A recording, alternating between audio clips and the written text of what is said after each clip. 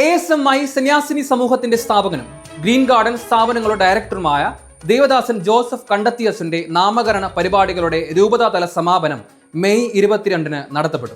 കോട്ടയം ജില്ലയിൽ വൈക്കം താലൂക്കിൽ ചെമ്പ് ഗ്രാമത്തിലാണ് ദേവദാസൻ ജോസഫ് കണ്ടത്തിൽ തോമസ് ക്ലാര ദമ്പതികളുടെ 7 മക്കളിൽ മൂന്നാമനായി 1904 ഒക്ടോബർ 27 ജനിച്ചത്.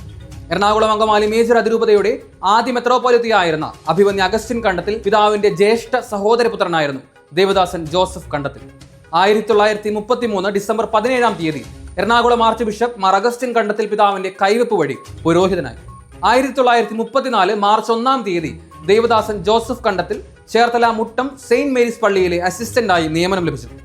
ഇടവകയാകെ ചുറ്റി സഞ്ചരിച്ച് സാധാരണക്കാരുടെ നീറുന്ന ജീവിതത്തെ തൊട്ടെറിഞ്ഞ അദ്ദേഹത്തിന്റെ ഹൃദയത്തിൽ ആ കുടിലുകളിൽ താണ്ഡവമാടിക്കൊണ്ടിരിക്കുന്ന പട്ടിണിയും തൊഴിലില്ലായ്മയും രോഗപീഠകളും സങ്കടപ്പെടുത്തി.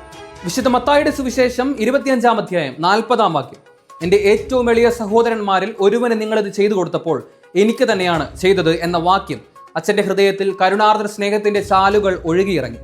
സാധുക്കളെ സഹായിക്കുക, രോഗികളെ ശുശ്രൂഷിച്ച് സുഖപ്പെടുത്തുക എന്നിങ്ങനെ ക്രിസ്തു തന്നിലേൽപ്പിച്ച കാര്യങ്ങൾ ചെയ്തുകൊണ്ട് അവരുടെ ഹൃദയത്തിൽ ദൈവസ്നേഹത്തിന്റെ കുളിർമഴയായി അച്ഛൻ മാറി. കുഷ്ഠരോഗികളെ പരിചരിക്കുക എന്ന ഉദ്ദേശത്തോടുകൂടെ 1949 ഏപ്രിൽ 2 അമലോത്ഭവ മാതാവിന്റെ അസീസി സഹോദരിമാർ Assisi sisters of Mary immaculate ASMI എന്ന സഭയ്ക്ക് ആരംഭം കുറിച്ചു. ചേർത്തല മണ്ണിൽ പിറന്ന സഭ ഇന്ത്യയിലെ പല സ്ഥലങ്ങളിൽ ഇറ്റലി, റോമ, ജർമ്മനി, ആഫ്രിക്ക എന്നീ രാജ്യങ്ങളിലായിട്ടും സേവനം അനുഷ്ഠിച്ചു വരുന്നു. സഭ വളർന്ന് ഇന്ന് 4 പ്രൊവിൻസ് 3 റീജിയണിലുമായി പ്രവർത്തനങ്ങൾ വ്യാപിച്ചിരിക്കുന്നു.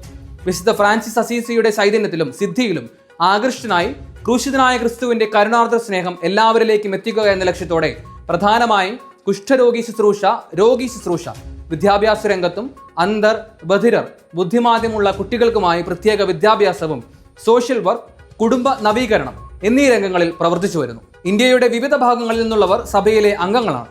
കൂടാതെ ആഫ്രിക്കയിൽ നിന്നുള്ളവരും അംഗങ്ങളായും അർത്ഥിനികളായും സഭയിലുണ്ട്. 1986 ഏപ്രിൽ 28 സഭ പൊന്തിഫിക്കലായി ഉയർത്തപ്പെട്ടു. 1991 ഡിസംബർ 12 കേരള ഡാമിയൻ എന്ന അപരനാമം വഹിക്കുന്ന ദേവദാസൻ ജോസഫ് കണ്ടത്തിലച്ചൻ സ്വർഗത്തിലേക്കുള്ള തന്റെ യാത്ര ആരംഭിച്ചു.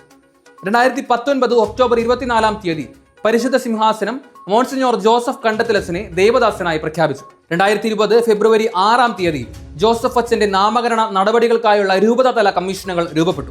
രൂപതാതല പോസ്റ്റുലേറ്ററിന്റെയും കമ്മീഷൻ അംഗങ്ങളുടെയും നിരന്തരമായ കഠിനാധ്വാനത്തിന്റെ ഫലമായി രൂപതാതല കമ്മീഷനുകൾ അന്വേഷണങ്ങൾ പൂർത്തിയാക്കി.